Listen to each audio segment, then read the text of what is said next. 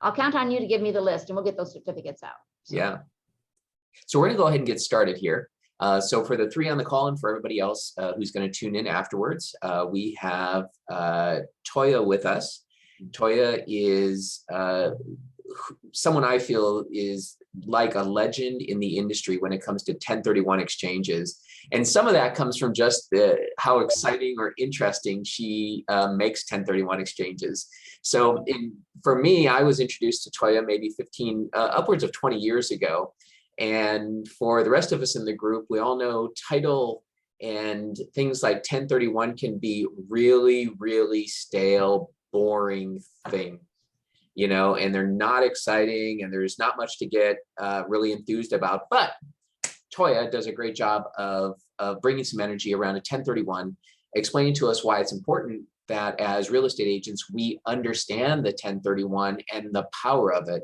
And so in a previous conversation, Toija brought us up to speed of what's going on with the 1031, which we really appreciated.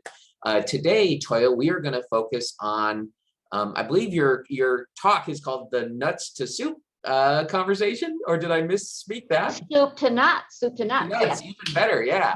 So Toija, I'm going to turn it over to you. I'm going to moderate our chat and ask a few questions along the way. Perfect. Today's conversation can go as short or as long as you feel needed to get your message across. I do know on this call we have at least 3 agents who have been in the business for 2 years or less. And there's probably going to be a lot out there like that. So I'm going to turn it over to you, Toija. Thank you for being with us today. And let's learn about the power of the 1031 exchange. Thank you, Lee. Oh, well, my favorite topic is always in Soup to Nuts. Soup to Nuts is a great presentation for folks that haven't maybe had any experience with 1031. And then we get to some advanced issues as well. So I think I'm going to try and do a share screen. And I'm going to go this way. Can you see my slides? Love it. Yes. Perfect. Thank you. Excellent. Practice makes perfect, or something like that. Well, if there's anybody on the call or who will be listening later who might not know who I am, again, Toija Beutler, I think, you know, I did a little thing for you a while back, and I am an attorney, a real estate attorney. And 1031 is tax law. I'm not really sure. Well, there is a story as to how I landed in this world, but it was not by design, of course. It's tax law that we're talking today. But truthfully, the outline that I've got, we're going to talk about the basics on through some advanced issues, reverse exchanges. I've had 2 calls already today, improvement exchanges, partnership related party. We're going to cover a bunch of stuff in a fast way. And I really do kind of try to keep this to just about 50 minutes. And then always available for questions, certainly after today. And please, Lee, yes, do interrupt me as I'm going through. Folks, if you've never heard me speak before, this is the way I'm wound, tight and fast. And so we're going to move quickly. And there's a lot of material. I could spend 3 hours on this and just tell all my stories. Well, we're going to move a little faster than that today. And it's the soup to nuts. It's a little bit of everything. First, I will say just a little background. I have, as an attorney, I've been doing this work now. This is my 30th year. So the stories I'm going to share with you today really come from that depth of experience. And as we're going through the slides, I will point out some surprising rules around 1031. And the surprising rules, frankly, are rules that surprise attorneys and accountants. If you try to apply logic to 1031, or maybe any tax law, you can get off the path. So sometimes there are rules around 1031 you would not even imagine, and I will be pointing those out as we're going through today. So 1031 soup to nuts, going to cover the gamut. Let's see if I can get these slides to advance. And let me hop in real quick here. Yes. So for those on the call and for those who are tuning in after the call, our next presenter is a gentleman by the name of Tom Lundstedt, and he talks about the power of a 1031 in a real estate transaction and being able to share with your clients how they can 1031 out of their current property into a better property. So I'm giving that heads up that everything we're going to learn today is really important because we really get a good understanding of the 1031. And our next talk, which happens in 2 weeks, we get to talk about how we actually apply it in real life. So that's a heads up for you who are here. Yeah, and I've heard his material, which is excellent, and he'll get more into the economics, the analytics of it. 1031, I'm giving you some of the rules and some generalized information, but his is really a fascinating discussion. I really appreciated that when I heard myself. Awesome. So now terminology today, so that you know what I mean by the words that I use. I'm going to call these a 1031 or an exchange. They come out of section 1031 of the Internal Revenue Code, hence 1031.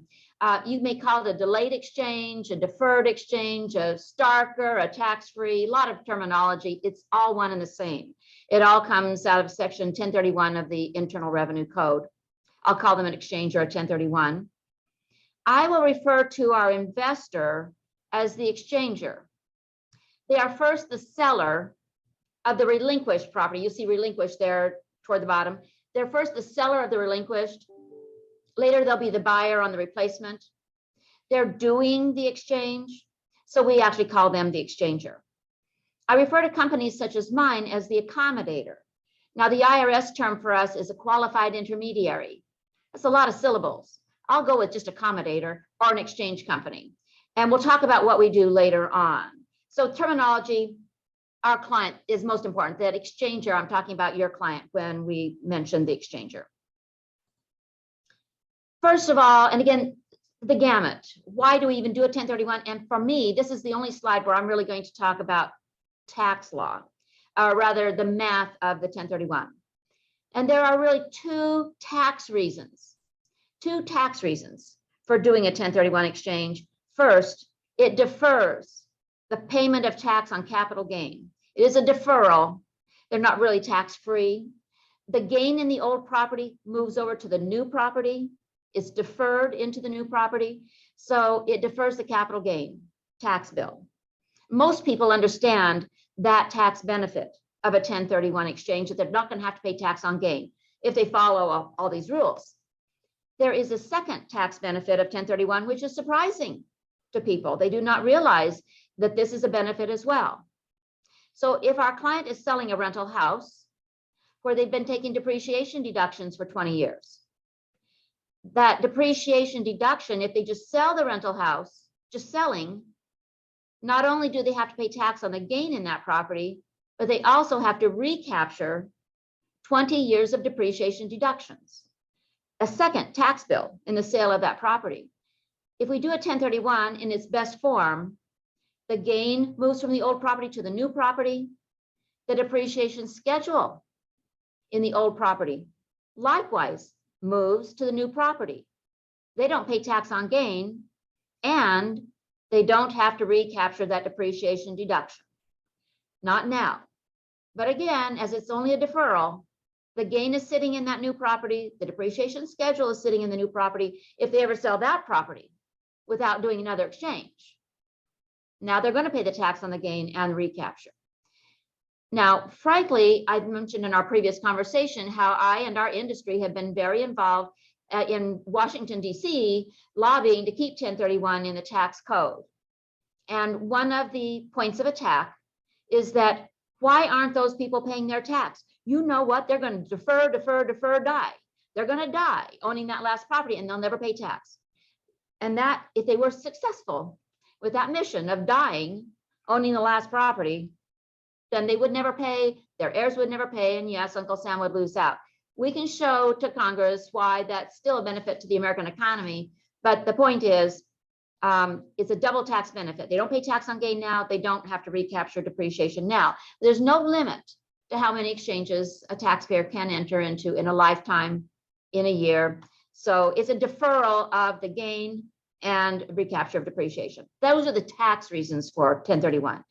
We're going to talk at this next slide now really about the business reasons for doing a 1031, the personal reasons for doing a 1031. Aside from not having to pay tax now, there are some wonderful benefits in 1031, and this is where a lot of my stories come from. The like-kind rule. You hear them called a like-kind exchange. And this is where accountants get surprised. Oh, they had no idea. They had no idea. If my client gets a bad answer from somebody about 1031, as often as not, it's coming from their tax professional who thinks that like kind Well, what, makes sense would be that if you're selling a 3-bedroom, 2-bath, well, I think you need to buy a 3-bedroom, 2-bath. That's not the rule. What do we mean by like kind? Well, frankly, all real estate is like kind with all other real estate, as long as what our clients are selling and or buying are residential rental. Yes, you see listed here in the bullet point, residential rentals, commercial properties, and land held for investment. And our client can sell rental to buy commercial, can sell commercial to buy land, can sell land to buy rental, any of those three, for any of those three. And so you can imagine that for my business owner, for instance, my business owner, of course, they're selling a commercial location, they've outgrown, they're going to exchange into a bigger commercial building for their business purposes, growing, expanding their business. There's a business motivation. Or my client who has the commercial building in inner city where the customers no longer care to come, and they're buying out in the suburbs where their customers are located, relocating for business reasons to a locale that is more convenient, it is better suited to their business purposes. Farmers, ranchers, they have picked up properties all around the vicinity. But then if something comes up adjacent to one of their other farm properties, they'll sell the far-flung farm property to buy the more conveniently located adjacent property. So farmers repositioning their holdings. Residential rentals. The majority of our clients are selling the single family to go to 2 doors, a duplex, going from a duplex to 4 doors, a fourplex to an 8-unit. They're using 1031 as to buy the bigger and better replacement, more doors, growing their investment portfolio through the use of 1031. And if they're fed up with residential rental, wow, I get that. If they're fed up with residential rental, they can sell it and go buy a commercial property, like kind. Now I have to say, if they were to sell the residential rental and buy land, as one call this morning already, they're selling a property at the coast, residential rental, they want to buy land. The gain in the rental they're selling will move to the land. They don't pay tax on the gain. However, that depreciation schedule on the residential rental can only move to a new property if there's a structure.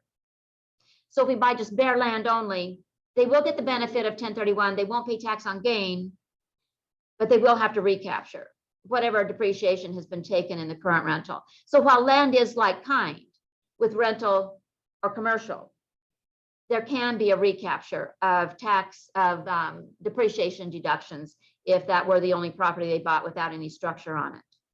So the like kind rule is the only good rule we have. And from your perspective as a broker, if you're taking the listing of something that's a rental, commercial property, or land, in whole or in part, their own home where there's a rental unit, their own home where he has a business out back, their own home on 20 acres, the rental portion, the commercial portion, the land portion, those portions, a mixed use property. And we can do an exchange of that portion, even though it's on the same tax lot. We don't need a discrete legal description for the rental unit, the ADU. You're taking a listing of something that in whole or in part is rental, commercial, or land. Those are opportunities for an exchange. Now, we don't know if it's a good opportunity until they speak with like a company like us and their accountant to explore, is this a good opportunity? They get those answers from the accountant and from us, but you can at least spot the opportunity as you're in that listing appointment. And then frankly, you won't be getting the phone call from them, which I think a broker is going to get this morning, about why didn't you tell me I needed an exchange? Got a gal this morning that bought a property last week and nobody told her she needed to have an exchange in place prior to close. So the thing is, if you can spot that it's rental, commercial, or land, raise that to your client, make a note in your file that you did, and then they will at least have been alerted that there is something called an exchange and start to get the information they need to make the right decisions. Now, what does not qualify for 1031, but I want to spend some time on this. 1031 is not for second homes. They're not. And I will tell you, back 15 years ago, people were sliding second homes through 1031 and getting away with it. Sell the second home at the coast, buy a second home in Bend. Well, 1031 is not for second homes, and we now have case law. It says you cannot sell a second home in a 1031. But Personal goals achieved with 1031. Got a lot of folks that are selling the residential rental. And what are they buying? A rental in Palm Springs or Florida or Phoenix or the coast or Bend or Montana. A rental in that new location that will eventually be a second home. And this, frankly, probably makes up about 30% of the exchange work we're doing right now, is we are buying something that will eventually be a second home. Well, how soon? The IRS has been quite clear that because they got the question so many times themselves, they came out with clear guidance. And that new property in Montana or Bend or Florida, 24 months as a vacation rental. If it's a vacation rental, there's a 24-month game to play. And as long as our client will play the game, and it means very little use to them in the first 24 months. They can vacation in Montana property 14 days in the first 12 months, 14 days in the second 12 months. They get some extra days if they're there to work on the property, renovate, fix, repair. It's the vacation days that are curtailed. And it isn't just our client in there those 14 days. It's if friends are staying there for free or below market rent. That's coming out of our client's 14 days. If family stays there at all, whether or not they pay fair market rent, that's coming out of our client's 14 days. So second homes do not qualify, but we're buying a lot of properties that will eventually be a second home after typically 24 months of seasoning. If the client were to put a tenant in there, full-time tenant in the Montana property, the IRS has not actually said how long you have to wait because they say 24 months as vacation rental. My hunch is that 1 year full-time tenant would be sufficient. And then our client could begin to use the Montana property without limitation. But it is not on the face for second homes. Likewise, it is not for inventory. Inventory meaning new construction by a builder. It's a property held for sale. Inventory doesn't qualify. Builder, new construction, no. Folks that flip. So if you have a client that flips properties, those don't qualify either. Their inventory, 1031 is only for investment. Barely a difference there, but really different when it comes to the IRS. Investment, these long-held rentals, commercial land, yes, not for inventory, not for lots that are recently created. Our client buys a large parcel, carves it up into 4 lots to start selling off. Those are inventory, not investment in the eyes of the IRS. Oh, a question for clarification. Question. Yes, please. You started in part of that, you said 1031 is for investment. And I was sitting in the background going, I've always heard 1031 is for long-term holding. Is the goal in this that you are investing with the intent to long-term hold? But the reality is sometimes things change on people and they have to make that change, right? But in this sense, investment equals long-term hold with the understanding that if something changes, you can potentially do a 1031, but make sure you have a clear understanding and you're tracking what happened. Is that? Thank you, Lee. Excellent point. And one of my calls this morning was a repeat client. She bought some land in Montana, as it happens. She bought some land in Montana just a year ago, and she got an offer too good to refuse. And I believe that coming out of Montana. She got an offer too good to refuse. Here we are just a year later. She is going to exchange out of that land, maybe more land if you prefer a vacation rental. But you're right, it's totally intent is really fundamentally, but it's your behavior after around that property that will determine, that will give the IRS material to determine, did you have an intent to hold long-term or not? And so she did unsolicited offer, too good to refuse, then we can do another 1031 for her, even though it's just been a 1 year, technically a 1 year holding. We've done exchanges though where they held only for 8 months because there was a change of circumstance that was unanticipated. Then I say, even though it didn't, yes, when they acquired the property in the first place, it is supposed to be our client's intent to hold indefinitely. Well, all real estate is always for sale. And so a change of circumstance, and we think we can do another 1031 even after a somewhat short hold. Yeah, exactly. Thank you. Yeah. Oh, and then this last bullet point here I see about primary residence. Well, it's not for primary residence, except when there's rental there, commercial activity, or land held for investment. So you're taking the listing of their own home and you see that rental or commercial or land, and that's still an opportunity. Then the checklist that I can't remember if I shared with you or not, but our checklist, the step 2 is talking to the accountant and get their take on how the accountant feels about doing a 1031. There's some gray area always in 1031. Now, deadlines carved in stone. There's not getting around them. That when the sale of the relinquished property closes, that's when the clock starts ticking. It's like when the keys get handed over to the buyer, that's when the clock starts ticking on the 1031. And the good deadline, 180 days to close on the replacement, which feels rather generous even in this time frame or in this time period. But the worst rule, the best rule is like kind rule. We can buy darn near anything our client wants, as long as they'll follow certain rules. The worst rule, they only get the first 45 days of the 180 to find replacement property. And just an aside, we did see about 2 weeks ago, I think it's a senator, I've forgotten their name who, a senator has introduced legislation in Congress to extend the 45-day deadline or get rid of the 45-day deadline, because look at the inventory, there isn't any.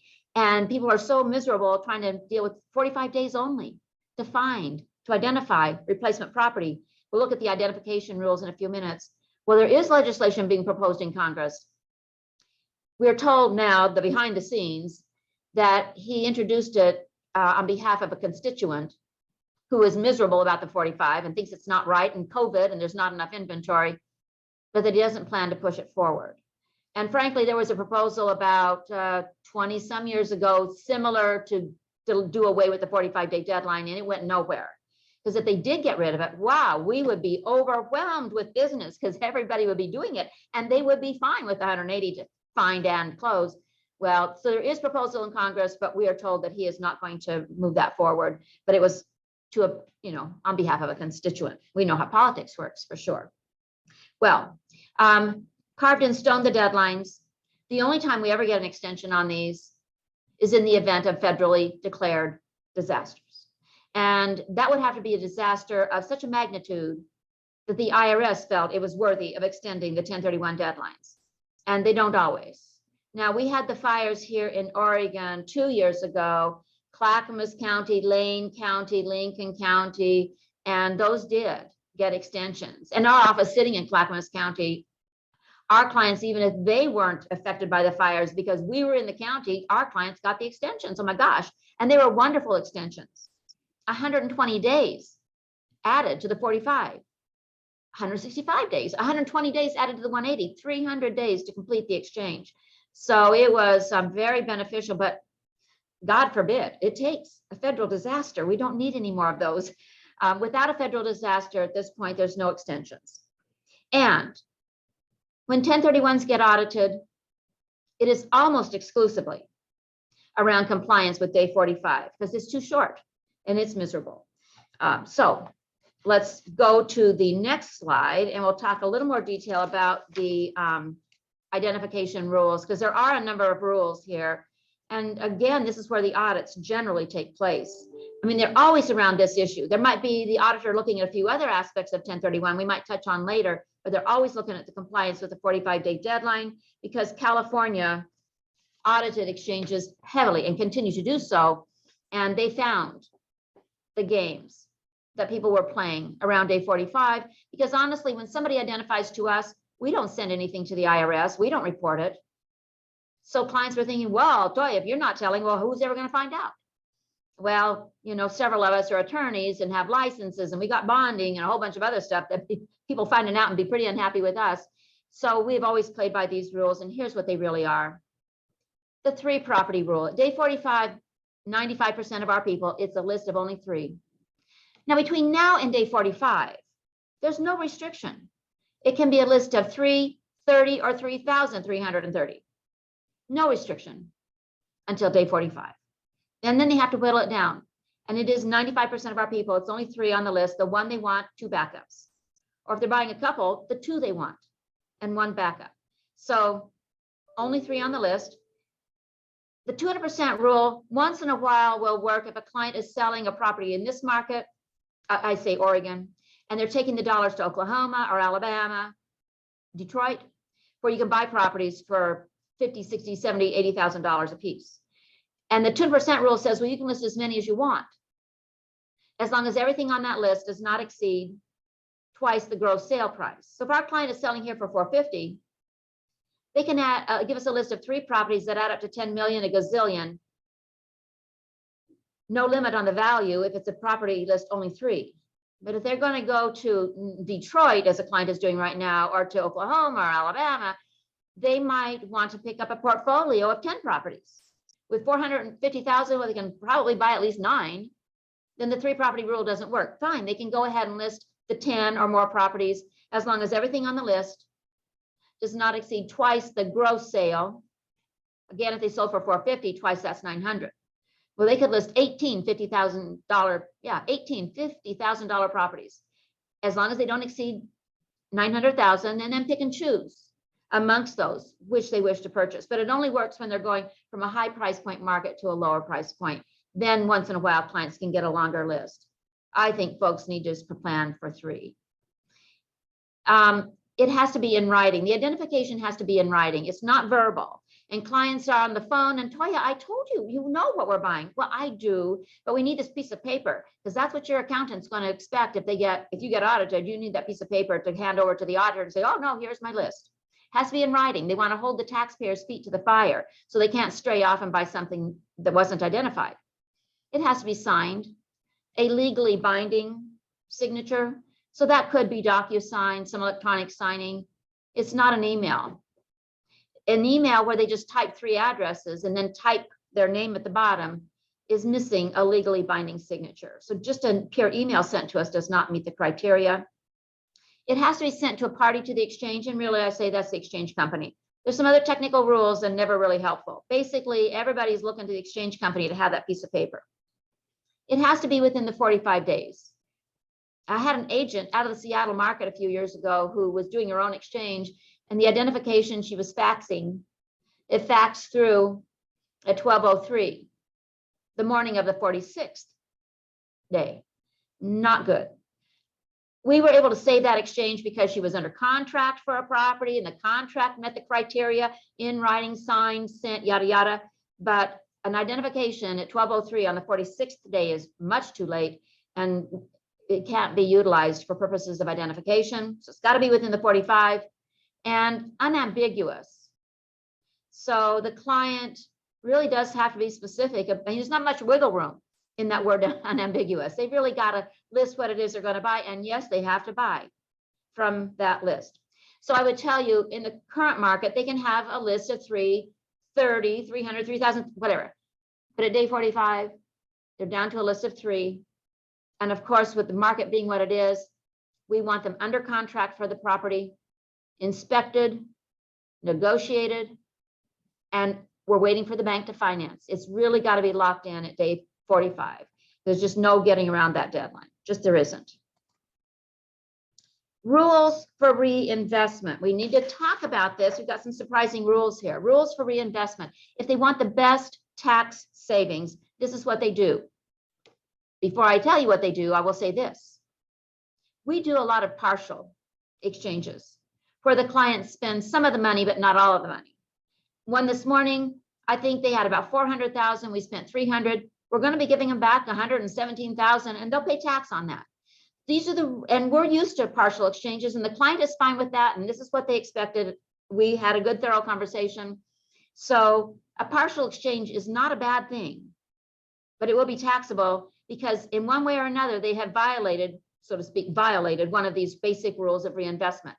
Well, the first rule of reinvestment, use all the cash, spend all the money, netting from the sale. Well, that's net of your commissions and escrow fees and excise and recording and our fees. Any cash that nets from the sale, spend it, all of it, toward purchase of new property. If they have any cash left over, regardless of the reason, they'll pay tax. Sometimes clients think that they can back out their original down payment. Well, they put 30,000 down when they bought that rental house in the first place, and they just want that 30,000 back. It's their own money after tax that they put in as a down payment when they originally bought. Not the way the rules are written. Any cash they receive, taxable. End of story. There's oh, but if it was your down payment, or oh, but if no, it's just taxable. Any cash received taxable. Now here comes the second rule of reinvestment, and this is the one that surprises people the most. And frankly, they get kind of angry about it because they didn't see it coming, because they were thinking logically. And that is not applicable to 1031 for the most part. Second rule of reinvestment is obtain equal or greater replacement debt. So if they're selling a property for $450,000 and they've got a loan of $200,000, it's not enough just to take the cash of $250,000 and go out and spend that on new property. They want to take the cash of $250,000, spend the cash. The second rule of reinvestment is equal or greater debt. You need, it paid off a loan of $200,000. They need a new loan on replacement property equal or greater, $200,000. That's the basic rule. If we spend the cash only, they are going to get taxed on $200,000 of debt relief, which they didn't even know they got. I mean, they know that the lender got paid, the bank got the money, not our client. When I tell people about the need for replacement debt equal or greater, that is when the shouting starts. I mean, they start to yell at me, and I'm okay with that. It's such a shock to them. Again, a lot of our clients are in their, at or about retirement. They kind of just want to take the $250,000 and go buy and be free and clear $250,000. They do not want to stay in debt. 1031 is not a way to get debt free. They have to have equal or greater debt. I'll give you an exception here in a minute, but the basic rule is spend the cash, equal or greater debt. Now, mind you, if they sell for $450,000, that means they're not really buying at $450,000, because again, commissions come off the top, escrow. So maybe they net at $425,000, cash of $225,000, pay off to the lender of $200,000. $425,000 is probably their sweet spot. And they're yelling at me, well, that doesn't make any sense because I didn't get the money. The bank did. You tell me where it says that. And they're pretty unhappy because that's a big shock. Well, this set of rules illustrates a couple of things. First of all, why 1031 has been in the tax code. Now we're in our 101st year. Why has it been in the code for so long? Because it is an incentive program. The folks who are in the American real estate economy, 450, 425, if they don't want to pay any tax at all, they got to go back into the American real estate economy, 450, 425. Roll all the cash, equal or greater debt.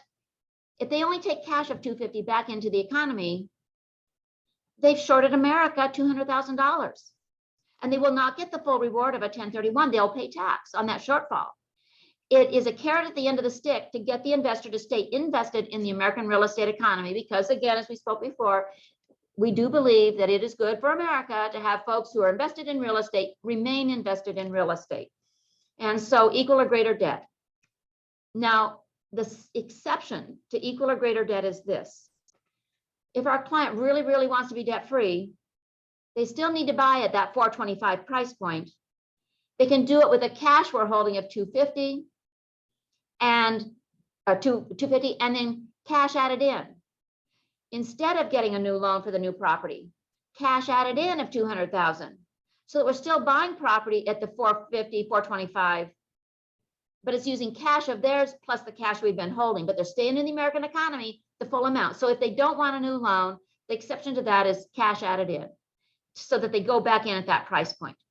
Now, again, about a third of our clients aren't going to make a full reinvestment because they found the perfect property for 400. Then buy it.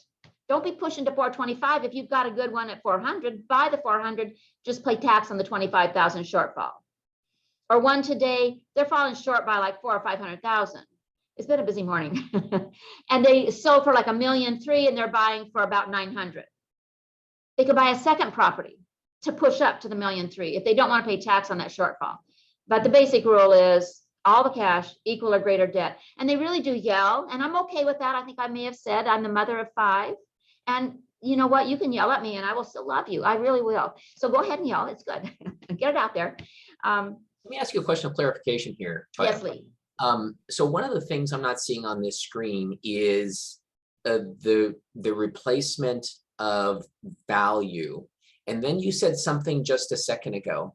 You said that I have an option to not replace the debt what I kind of understood was if I was replacing the value.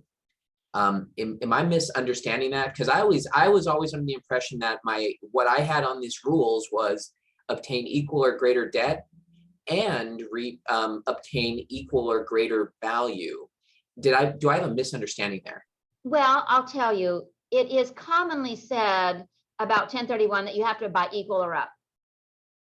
It's not technically the rule, because equal or up, you sell for 450, you got to buy at 450. But frankly, after commission and escrow and it's 425. So it is not technically by equal or up, although that'd be fine. You're actually overshooting the mark with equal or up because we really only needed it 425. So that equal or up just doesn't account for the cost of sale that do get to come off the top. So, but it's totally fine to go equal or up. You're really doing a great job for America, but it's not technically the rule. Yeah. So technically the rule is I have to replace my debt. And spend the cash. And spend the cash. The right? net cash after commission and escrow. That's right. So I'm going to add one more point here before I forget, because our call is going to go right up until the noon time here. Folks, one of the things that I learned in a couple of 1031s that I did with Toija, one for myself, one for somebody else, is it's important to talk to your 1031 person about how you're structuring that deal also. So for example, I got my hand slapped once by Toija on one of my own deals, and it was a fine slap, and it had to do with some earnest money I put in. And the fact is, I probably should have replaced that earnest money with other monies coming from the transaction, because now I was putting money in, and interesting enough, something happened where I got money back on the backside. And Toya's like, you got money back. And I'm like, no, I replaced it with my earnest money. And she goes, that's not how it works. My point in sharing this is not the use example, but for everybody on this call and those who are going to watch this later, make sure to talk to your 1031 person of how you draft those agreements. Everything from, for example, let's say you're buying for yourself as an agent and you're going to include your commissions as some part. How you word that is really important.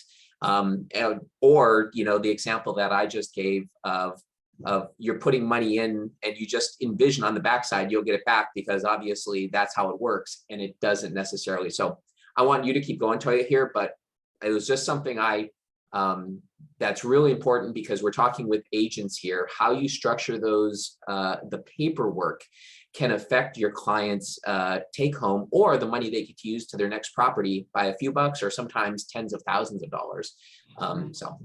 Yeah, and that's why on this checklist of ours, step 3 is talking to the exchange company, and it's never premature to start that conversation and then continue the dialogue as you encounter things. But what about earnest money? Well, what about this? What about that? I know that not all exchange companies have the time, the luxury of time to do that, but we do our best, because again, this is why this presentation could go 3 hours, because there's so much more to 1031 than I can possibly, deliver in 1 hour. And Lee, your point there, it's follow the money. Yeah. And in 1031, we know how to follow the money in a way you wouldn't even know would make any sense. So yeah, there's just so much nuance, which is why, honestly, when I hire an attorney to do this work, their training period is 2 to 3 years for them to get all of that under their belt. There's just so much to 1031. There just is. The last point of rules of reinvestment, not a big deal, but we had a client that sold a farm property to a buyer. Developer was going to put shopping center, and they went and bought a ranch in Central Oregon. And with that ranch wasn't just real estate. We got in particular equipment, not like kind, with the real estate sold. So this is the kind of thing we look at too when we're talking to people, is only receive like kind property. And in a conversation, we'll detect when they're getting stuff that's not like kind. And we can hold conversations around those issues and figure out, in conjunction with their attorney and accountant, how best to deal with the equipment that they were getting in that purchase of the ranch property. So receiving only like kind, because he got taxed. Yeah, and even on $180,000 of equipment. Yikes, that was a big tax bill. Even in that example, folks, keep in mind how you write those agreements start to matter. And what Toija is pointing at here is, at times you might want to write that equipment, if it's truly of no value and it's being included, it's of no value and it's being included. Or if it is of value, make sure these things are clear. So anyways, that's where she's going. Back to you, Yeah, Toija. exactly that. We don't like people to get a surprise later on. And there again are rules that are just, you would not imagine. And there's a lot of surprises lurking in the bushes for some people. So we try to avoid that. Now, I'm going to be very succinct here as a short conversation. Be on the lookout for. Now, what is listed here are potential complications. I'm not giving any answers, but just for you to be on the lookout for related party transactions, and specifically when they want to buy from a related party. And this is on a checklist that I have for you, the broker. If they want to buy from a related party, we need to be talking with them. I'm not going to go any further than that, but really they're supposed to be out there with you, shopping around for replacement property, not buying from grandma. So as a complication, for a fact, related party, buying from a related party. Second, they do have to have an exchange company. And I've had these 2 calls this morning where they closed on something on Friday without our paperwork. And I got one over the weekend, even though I was in Virginia. I was seeing a young grandson over the weekend. Oh my gosh, it's closing today. Yesterday, it was Monday it closed. Whoa, we got to have paperwork. They have to have an exchange company's paperwork in the closings.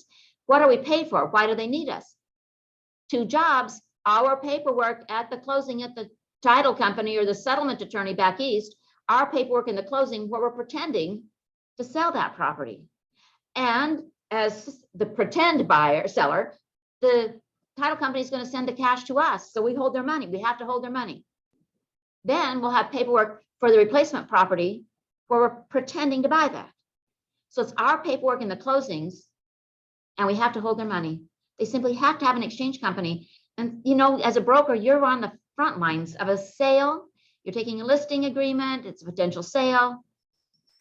If you can spot that it's a rental, a commercial, or land of investment land, then step 3 is for them to talk to us. You spot the opportunity, they talk to their accountant, they talk to us, and as a team, we'll find out where that client really needs to go with this transaction. They have to have an exchange company. It is not a do-it-yourself technique.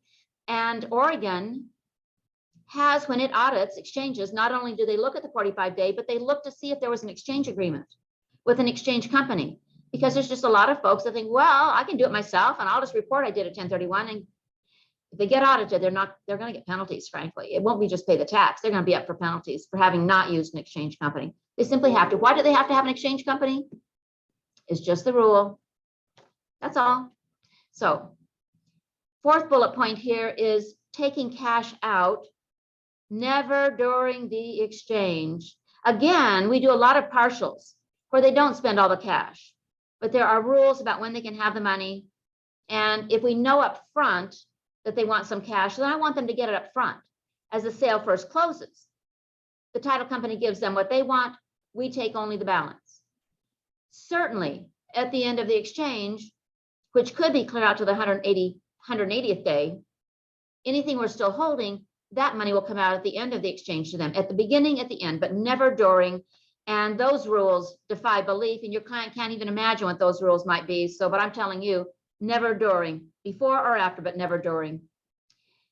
Use of the monies in the exchange account. Very short list of what we can pay for. We can pay for the new property. We can replace Lee's earnest money deposit if he arranges with us in advance. We can replace it so he gets his money back, but has to be done the right way. We can pay earnest money deposits. We pay for the property, earnest money, and closing costs. Your commission, escrow fees, title fees, recording fees, our fees. Financing? No. We can pay typical and ordinary closing costs for real estate. Loan fees are considered typical and ordinary closing costs for financing. I think you heard the difference there. It's not big in our client's mind. It is big with the IRS. And so we do not feel we can pay for loan application fees, points, and that kind of thing. Very short list of what we can pay for out of the exchange account. Can I challenge you with one question? Yeah, let's hear. Awesome. So this is one I am working on for myself personally right now. So this is going to save us a call later, Toija. Okay. All right. So in the state of Oregon, when you sell a rental property, and if you have a tenant, and if that rental property is being sold for the purpose of an owner occupied, there are some certain rules around that. I'm going to get to one question here. One of the requirements that I have is that I need to pay my tenant for 1 month's rent. That's part of the Oregon rules. Can I make that a closing cost here, in your opinion, or should I pay the tenant outside of of the paperwork? I have two answers. I think it is okay to pay that tenant through closing, but it's a taxable use of your money. So it wouldn't fail the exchange. If we paid $3,000 out of escrow to that tenant to move along, it's not a tax sheltered use of the money, but you can do it. So if you, or alternatively, you come out of pocket. Yep. So it's your choice. Do you want to come out of pocket the $3,000? If you say, no, I don't want to do that, then I say, go ahead and let it be paid through escrow. It just won't be a tax sheltered use of your money. Now, there might be an offsetting business deduction, and I don't know how the accountants, being a real estate attorney, not tax, I don't know how the accountants are characterizing a payment like that showing up on a settlement statement, but you can do it through escrow. It's just that's not a tax sheltered use of money. Got it. Yeah, thank you. Yeah, and also, Lee, that applies to repairs. So my client maybe had to put $15,000 into the property to fix it up, and they want the contractor to be paid through escrow. I think they can. It's just not a tax sheltered use, that $15,000, but it's sometimes better to pay it that way than for your client to have to dredge up $15,000 out of their savings account or something to pay it. So now that is at the time of a sale. When we come around to purchases, and we have to look at whether it's a sale of a property or purchase, I might have different answers. Well, we wouldn't have tenant issue anyway, but we have to look property by property, sale or purchase, different rules applying to each of those. But it's okay to pay those kinds of non-tax sheltered items. It's just taxable if our client chose to do that. Got it. And again, because I know we're working on a tight timeline, I'm gonna ask you a question here that's popped up in the chat a couple of times. Great. I'm gonna ask it specifically. Let me make sure I have this in front. There we go. I'm gonna ask it the way that Michelle asked it, because she did a good job.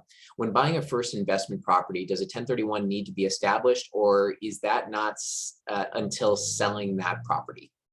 Not until sale. Great. So they're acquiring. And so if you're working with investors that are in an acquisition mode, they're buying, no 1031 issue whatsoever.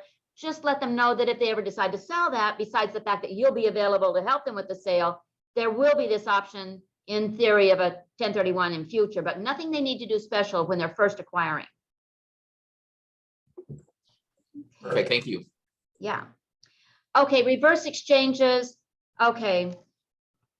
They're wanting to buy first, sell later because there's no inventory. If they find the right property, they need to jump on it. They need to close. They can't wait around. The seller's not going to wait around for a buyer to come along for the relinquished. So we're doing record level reverse exchanges where our clients are buying first, closing on the new property first, closing the sale later. Well, they can do that, but the second bullet point, they cannot be the owner of the new and the old at the same time. They just cannot. They can't. So what happens then? Well, what are you going to do? That's where we end up.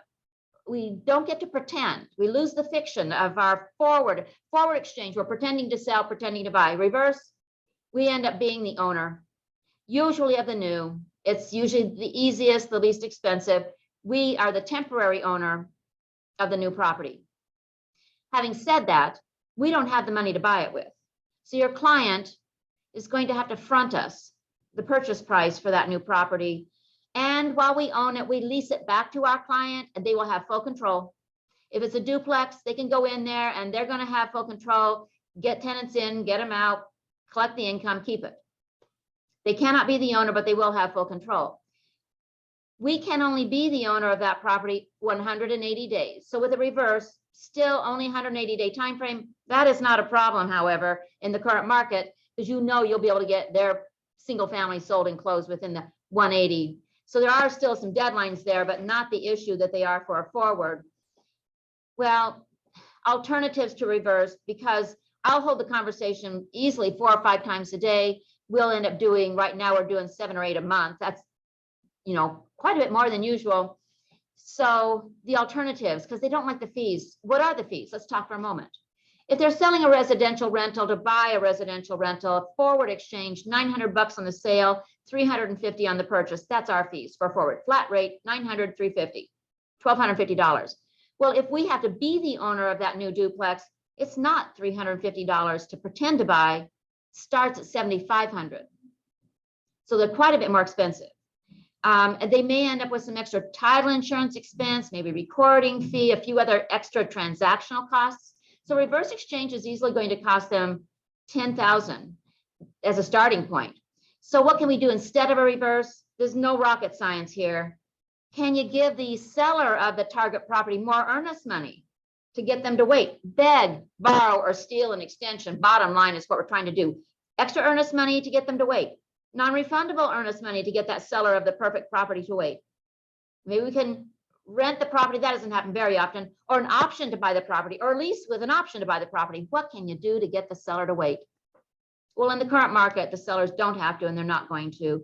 And so as long as your client has the financial wherewithal to buy something first, because we don't have any money, they have to have that financial depth to go in there and buy something first. Then it's a reverse exchange, and the fees, start at $7,500 and go up from there. So quite a bit more complicated. Take more time to put together. I'm not even scratching the surface. LLCs and a whole bunch of other stuff for us to be the temporary owner, which is why they're so much more expensive. So reverse, they work if your client's got a deep pocket, because financing can be a real issue. If we're the owner of the duplex, the bank isn't going to loan money to your client while we are the owner of it, of the property. So finances, the financial wherewithal to buy something first, sell later is key to that working. Improvement exchanges, there's nothing out there. You can't find what they want you to, what they want to buy. So, well, they will buy some land and build it.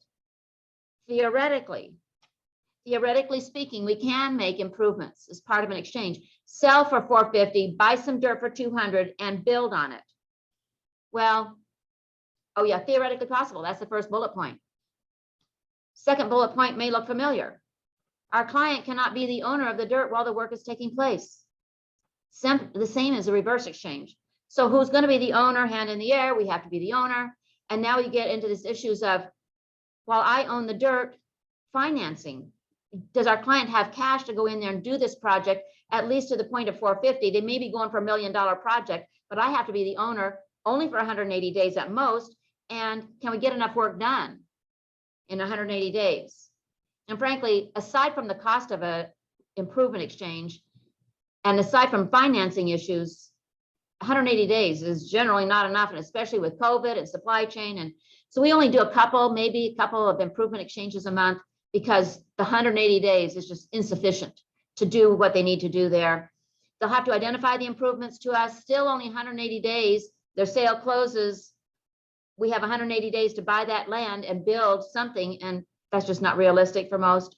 So we only do a couple. Theoretically, it's possible. And having been rather, I suppose you could say came off rather negative about improvement exchanges, but even having been rather negative about it, I don't mean for that to stop people from talking to us, because until they talk to us and we can look at their specific scenario and come up with ideas, they don't know if they're really in a category where maybe they could.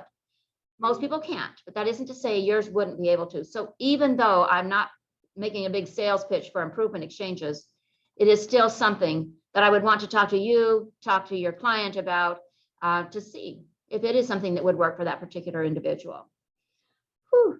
Okay, any other questions? Oh, I want to say one more thing about the improvements. It isn't just new construction. We sometimes do that for renovation. They're buying a commercial building and it needs $200,000 worth of work. And the fees are quite similar to a reverse, starts at $8,000. It's renovation and new construction. Renovation, a little more doable sometimes. So any questions? You see anything there, Lee, that we should talk about? And the company is still Beutler Exchange Group, but I think I said at the beginning that we just were bought by First American. So we're thrilled to be in that large title company. And we still work with all the title companies, though, because we love people at all the other title companies, but First American did buy us last week. So that'll be changing in the coming weeks. But for now, we're still Beutler Exchange Group. Any other questions there, Lee? Are we good? Oh, I can't hear Lee. Oh, he's on mute. Yeah, welcome me. There you go. I'm going to go ahead and have you stop sharing your screen. We have Renee from Dayton with one other question, so I'm going to let her chime in and join in on the group. Stop sharing. There we go. Yeah, there we go. Hey, Renee. You'll have to unmute for us to hear you. Still can't hear her. Not yet. I think I'm here. There you are. Hi, Renee. Okay. If an agent wants to get hard money to purchase a seller's property because the seller won't put the money into splitting the parcels, so you have residential and commercial, Oh, yes. okay, like they have a business on the property. Mhm. Also their home has been enhanced, like from a mobile home. They're still in mobile home status, but Okay. they've been there 33 years. They're like, oh, but we don't want to pay the property taxes to have it switched. And I'm like, if you sell it within the first year, you probably wouldn't have to pay those property taxes. The buyer would, because they're in arrearages here in Ohio. So if an agent wants to basically try to get one or both sides of that sale, purchases the property, makes the parcel change, gets it sold, do we run into a big tax? I mean, we're talking anywhere from 300 to 400,000. Would that put the agent in, a tax liability? Because the agent is paying X dollars for the property to get it in the first place. Hard money loan is fine. The agent is paying X number of dollars to buy it, then we'll partition it and sell it for a profit of 300 or 400. Is that what you're saying?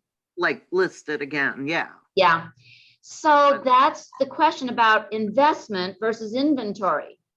Because when you bought it, your intent was to hold for sale, partition to get the thing sold. Now, if you keep a portion of the property where the house is, for instance, you keep it, hold it as a rental for a period of time, then I think you're good. But if you're going to sell both parcels off in that short time frame, there's an argument that you have held for inventory, and you'd be subject to ordinary income tax on that $300,000 or $400,000 of profit.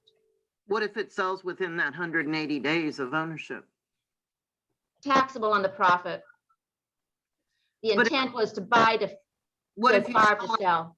What if you sell it for less or the same as purchased, but you do get the commission for those sales?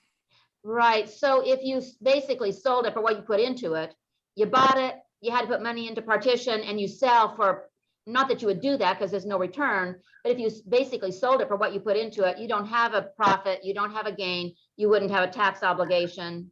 Well, I probably would do this from my own thinking, because it's not going to be that expensive to get a survey and have those parcels separated compared to the commission that could be had on either end of the sale. Oh, well, and then the commission, your ordinary income on the commission anyway. Right. So I think the only issue is if you do sell that property with a nice profit in there beyond the commission, if you have a nice profit, then what is your accountant how are they going to view that profit? And if they see it as profit, that's ordinary income and you'd be taxable, but a nice return on your work. Yeah, but what's the rule on capital gains profit that you're taxed on?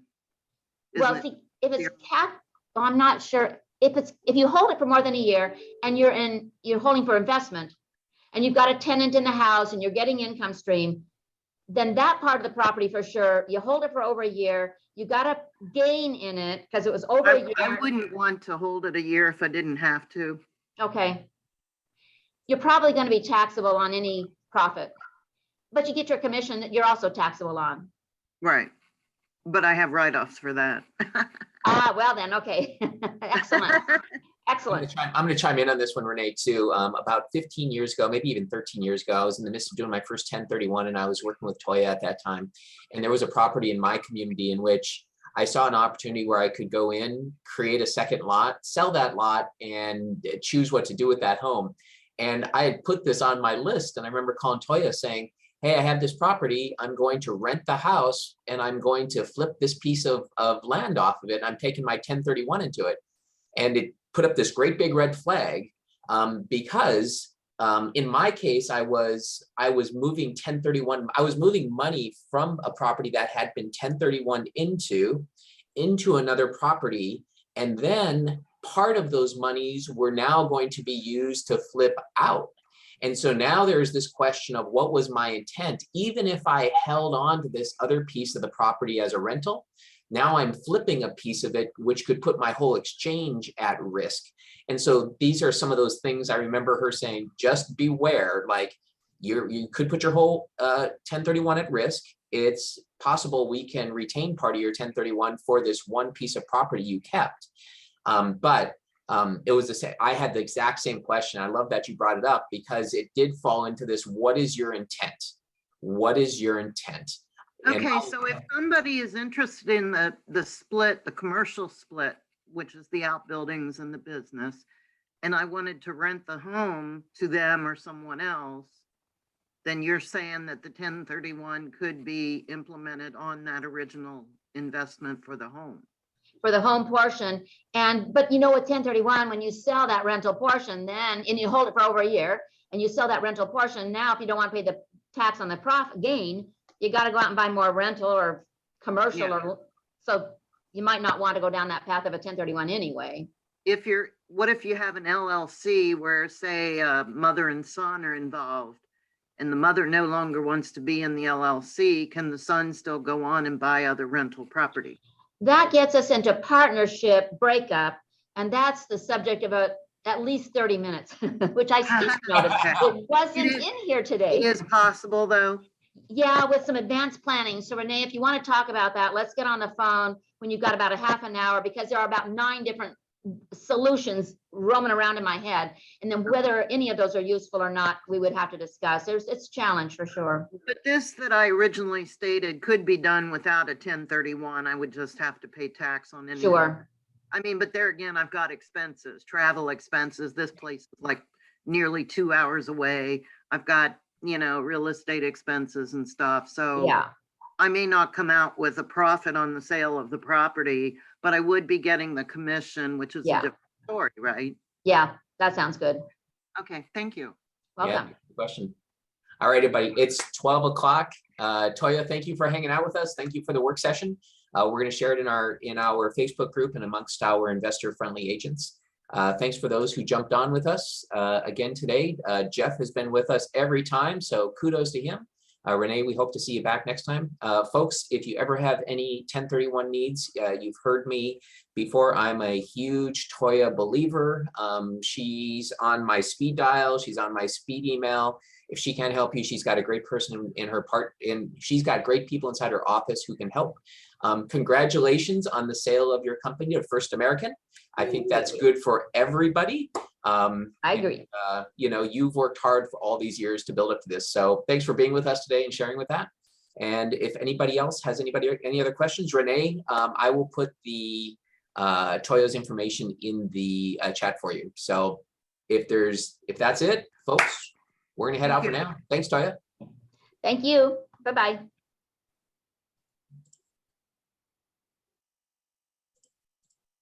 All right, Renee, I'm gonna drop the Toija's website there for you.